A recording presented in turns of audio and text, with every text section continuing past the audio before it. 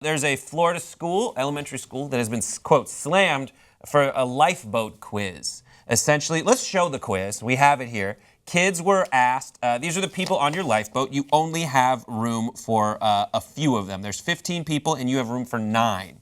Among the choices, students found a black guy, a white guy, a Hispanic, a woman, and a rabbi. And along with a police officer and a pregnant woman, 6th graders must also decide if they want to save President Obama or businessman Donald Trump. These are the options. And we actually have a photo of the quiz itself. And someone has filled it out. Someone's fine with Mr. Bobo. And the black guy, the girl doctor, and the guy doctor. They're not cool with the next convict. Mr. Hagerman's a definite no. We all know Mr. Hagerman. Minister Donald Trump and Bieber. And a rabbi, this piece of garbage anti-Semite. Loves Barack Obama and a, quote, police officer, but won't allow. Essentially, the kids were asked afterwards, why did you make those decisions? And there was just one quote from a parent who said, it's racist in every form. It has nothing to do with history. It has nothing to do with it. And what is it teaching them? Who do you pick? Why is one person better than the other? Why does someone get left out? I want to talk about it. Yeah.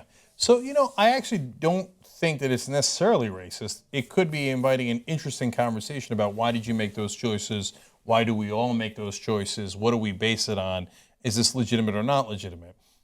Except it's in Florida, so they probably didn't mean anything sophisticated like that at all. Oh, Right? boom. Okay. And then secondly, in all seriousness, when I look at it, I think, but you're making the kids do something that is slightly racist to begin with, where they have to eliminate the rabbi or the black guy, or because they have to eliminate somebody, right? Mm-hmm. And then after you put them in that super awkward spot, if in the best case scenario, then your lesson on, hey, don't be racist begins, and we don't have any indication that that's the case.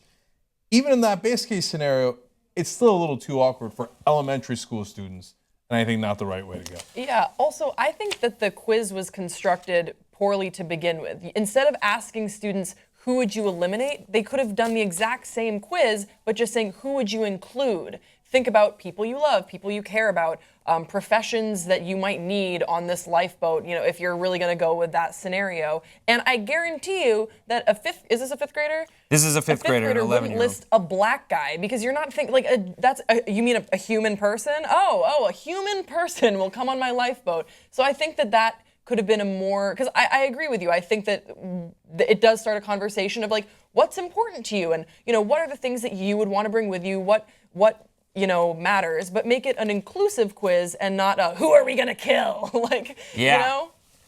I love this. You would. I knew every part of this quiz. Okay. Now, whether the things I love about it are good, separate question. That is, the things I love about this quiz are many of them are terrible.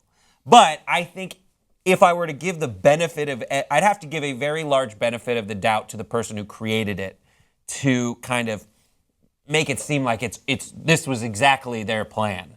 Because I think putting a black guy and a minister as separate people can open up that discussion. It's like the joke, I don't know if anyone saw the movie Tin Cup, but there's a whole part, it's like there's a doctor comes in, a woman is, I forget. It's basically like there's a doctor operating and then a man comes in and the doctor's like, that's my son. And then a man walks in and goes, that's my son.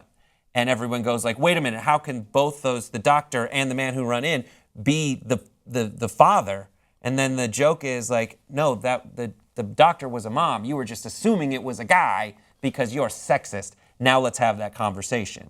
Like, this whole thing allows people to say, oh my gosh, now I have to make decisions. What is in my mind? What are my baseline wired to think? And what conclusions do I make just out of instinct that later I can go and appraise, what was I thinking? Why am I like that? And that's my favorite thing to do because I think I'm right all the time. And it's usually totally wrong.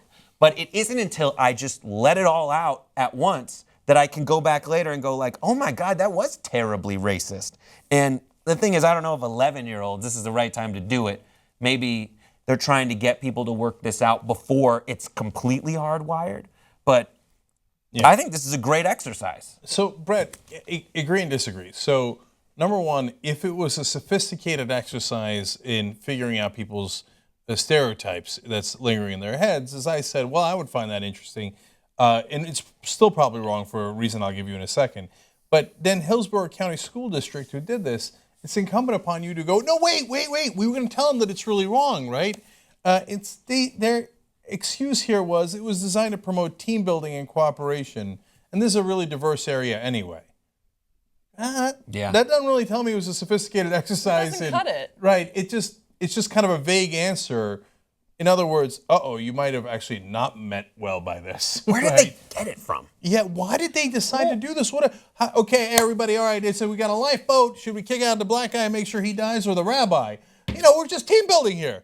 We're just team building. And I If think it's Sammy Davis Jr., it's one and the same. our positive commentary on the quiz is in a perfect world what they intended for this quiz, which I think we can pretty much agree from their statement they didn't. Like we're looking at it being like, but wait, it could be because it is so problematic. What if it's so problematic it's beneficial? Like maybe that's what they meant the whole time. It's like Inception, like a problem within a problem creates a solution. Like no. Specifically in that, I would say the statement of the school district might be different from the statement of the teacher. It's possible the school district came in and was like, whatever you're saying, that's not going to test well. So we have the answer, and this is it. So maybe that's also possible. But even in that perfect world, Brett, it's still not right because although you're correct that it would be a really interesting study because we already did this. Remember a lady teacher in Kansas decided, okay, I'm going to split up the kids into brown eyes and blue eyes. This was a long time ago, right? Decades ago. And I'm going to tell the kids with blue eyes they're inferior and the kids with brown eyes that they're superior, right? And then she did a series of experiments on that. And then she flipped the eyes. She said, okay, now the blue eyes are superior, the brown eyes are inferior. And the results were amazing. Whichever group was told they were superior immediately started doing better in tests. Whichever group told they were inferior immediately started doing poorly in tests. Okay, and then they started reacting to each other as if it was real, even though she just said that she made it up, right? So yes, when you start getting into racial assumptions, you could have amazing results. But then they decided that that was a bad idea because those kids started thinking that way immediately, right? You already infected young kids with that thought. By the time you unwound it, you might have already caused some sort of issue for those 11-year-olds. In this case, we're not even sure they're going to unwind it, and they just throw it into the kids' heads. Hey, should we throw the rabbi overboard or the Latino guy? And so don't experiment with kids. That's a bad idea.